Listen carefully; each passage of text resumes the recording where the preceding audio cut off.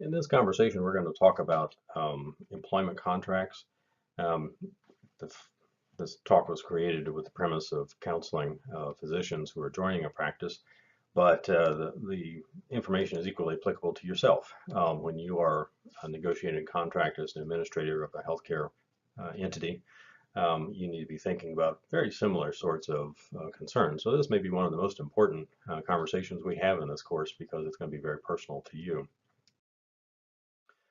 Before we ever get to negotiating a contract, it's important that I'll couch this in your terms, um, as opposed to a third-party physician, is to do your due diligence. Um, it is, what makes this place the place you want to work? Um, what are the long-term opportunities with this group? What is the financial situation? Um, what are the people like?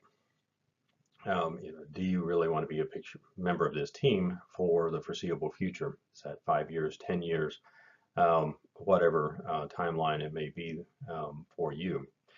Then we'll turn to negotiating a contract. But it's important, you can't change the culture or the financials or the nature of the beast by an employment contract. It requires that you kind of take the organization as it is. You may have great ideas about how you can change that, but you need to have a full understanding of where you're at now. What is this institution all about? Here I am talking with a friend of mine about healthcare contracts. Um, let's talk a little bit about strategy and negotiation. The first is everybody gets involved in the deal, and you get to the point of you're going to do the deal because you're kind of devoted to it. It's kind of like breaking off an engagement. You just you're kind of locked in on the target, and it's awfully hard to step away from it. You need to be as objective as possible in the process. If you can't achieve what you want in the negotiation process, you have to make the hard decision of, is that because this organization is just never going to fit with what I need, or is it something that you can live with? Um, Equally important, of course, you need to know what your leverage is. If you are an entry level um, admin person who has never held an administrative job before, your leverage is probably fairly limited. If, however, you are looking at a CEO position for a integrated healthcare system that covers multiple states, there's a lot of different things that you can negotiate because obviously they want you, and there are not a lot of yous out there. So you kind of use the power that you have. You will be presented with a form contract, and depending upon where you are in the food chain, how much negotiation of that form can be done is variable. If you are an entry-level person, you will be told that this is the form, this is the only form, and nothing can be changed on it. And that may well be true because you don't have much leverage to negotiate those sorts of things. But there is no absolute requirement that the form be used. Usually it is a matter of convenience that it's easy for the HR folks and it's easy for the in-house counsel to just use the form because it doesn't require them to do any thinking. It is not, however, illegal, immoral, or unethical to push back and say, well, let's adjust this or adjust that or whatever. You may or may not get it, but it's worth having the conversation. You also have to decide what is important and what isn't important in negotiating a contract. What breaks the deal and what doesn't. Everything in the contract is not pivotal to your happiness, but a couple of things may be. And it may be salary, it may not be, it may be certain liberties that you have as far as time off, of continuing education, whatever. But it's important that you have that conversation before you start the employment, because otherwise it isn't going to get any better once you've signed the contract. I think of employment contracts somewhat as prenuptial agreements that nobody ever seems to really look at those agreements when they're getting signed. It's only when the romance falls apart, that people start looking back at the contract and saying, oh, you can do this or you can't do this or whatever. And that's really too late to be having that conversation. Here are just a few of the components that a physician looking at a traditional medical practice might want to consider. Certainly it is not exhaustive, and there are lots of other topics to be considering. So let's dive into a couple of those. The first is salary. Salary is more than just a annual compensation. In healthcare these days, obviously, there's often fairly complex formulas that go into productivity. They go into how bonuses are created, what other expectations there are that you'll be compensated for. But equally important are, what expenses will you be reimbursed for?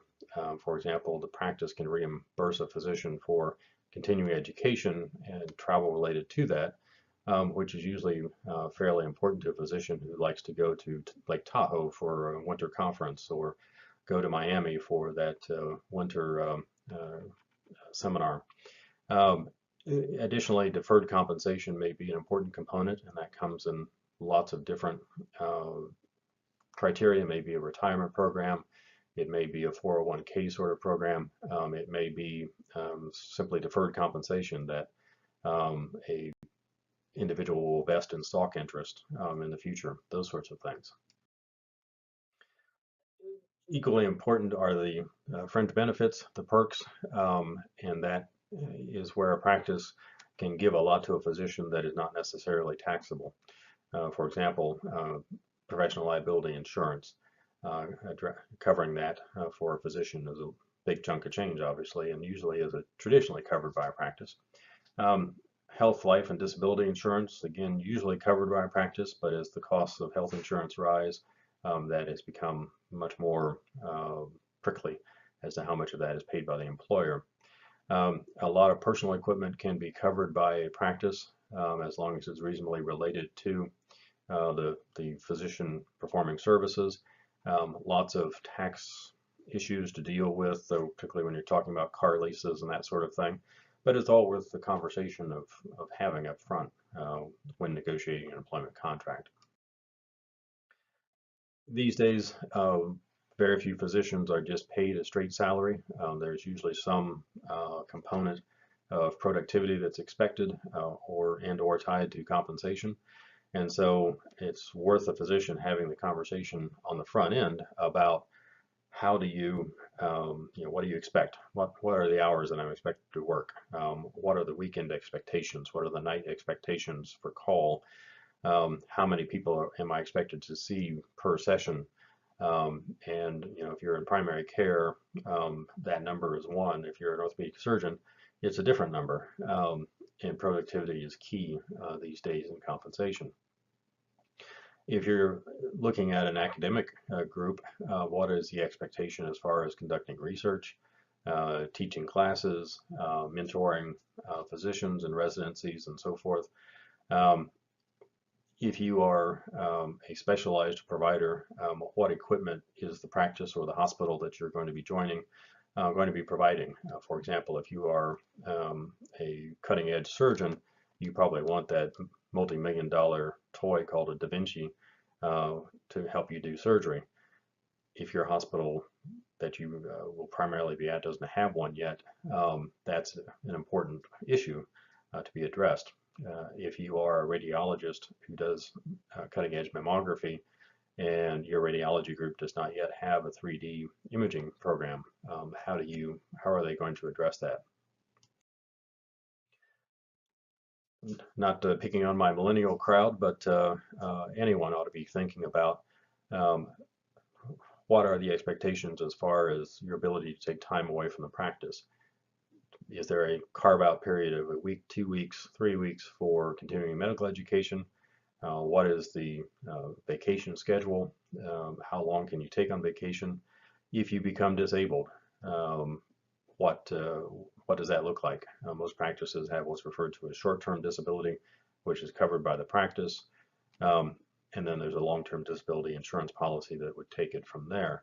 But what are those periods, and do they coincide? You don't want a short-term disability covered for, let's say, a month, and the long-term disability policy doesn't kick in for a year. You don't want that gap in your income.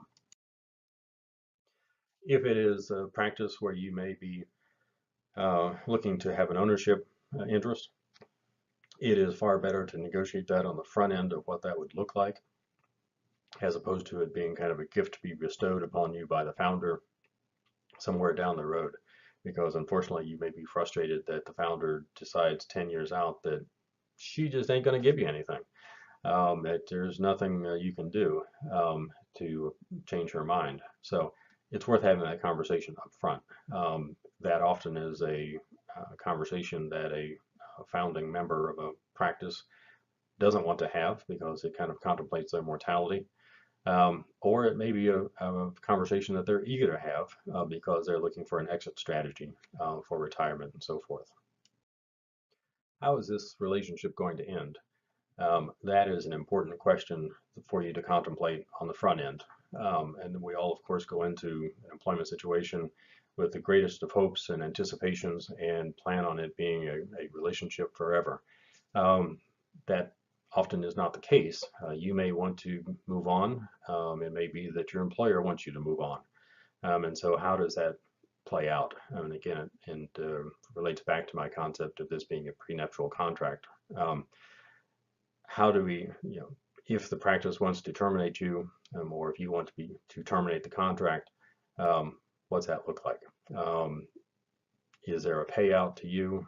Do you owe them money, which was an unusual term of a contract I saw once, that a radiologist who left had to pay into pay a kind of a termination penalty to the practice if he left early before the contract expired. Does the contract renew automatically?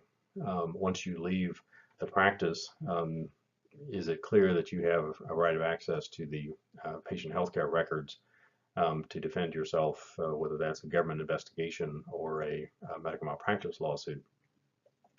Who's going to cover the liability for any claims of professional liability that the actions occurred during your employment with the company, but you are now employed someplace else? Most policies these days don't cover after the termination of the policy, and so one needs to be talking about what's called a tail.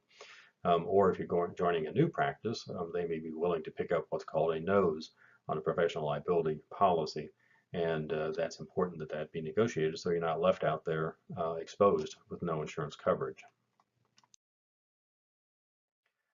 Many practices will want what's called a non-compete clause. These are disfavored by most courts because they are anti-competitive, but they are, properly crafted, can be enforced. And so the question is, what is reasonable? And the courts will look at in determining whether to enforce one of these agreements on the geographic limitation. Is it reasonable for your profession? If you are a pediatric cardiac surgeon, that is a much larger geographic catchment area than a family practitioner. It is, we see these particularly in academia where a physician may want to leave the academic group and move into the community. Well, if they are the super subspecialist, that can be a hot point of contention. What is the time limitation? Is it reasonable to achieve the goals of the practice without being unduly burdensome on the practitioner? And whether that is 6 months, a year, 2 years, depends upon the circumstances. And what I often suggest is there a buyout arrangement that can be done? And if you follow sports, we'll see that particularly coaches, when they get fired from lucrative contracts, there's a buyout. Or if another university wants to hire them, the university that is going to be employing them will pay the former institution a buyout amount. So it's worth having that conversation up front of, let's see if we can put a price on what it is for me to leave this practice. That ends our conversation about employment contracts. I appreciate that it was probably primarily focused upon the physician, but it is equally applicable to administrators who may be in a healthcare system, they may be in a startup company. All of those things are factors that you may want to be considering in your own world. So I look forward to your great success.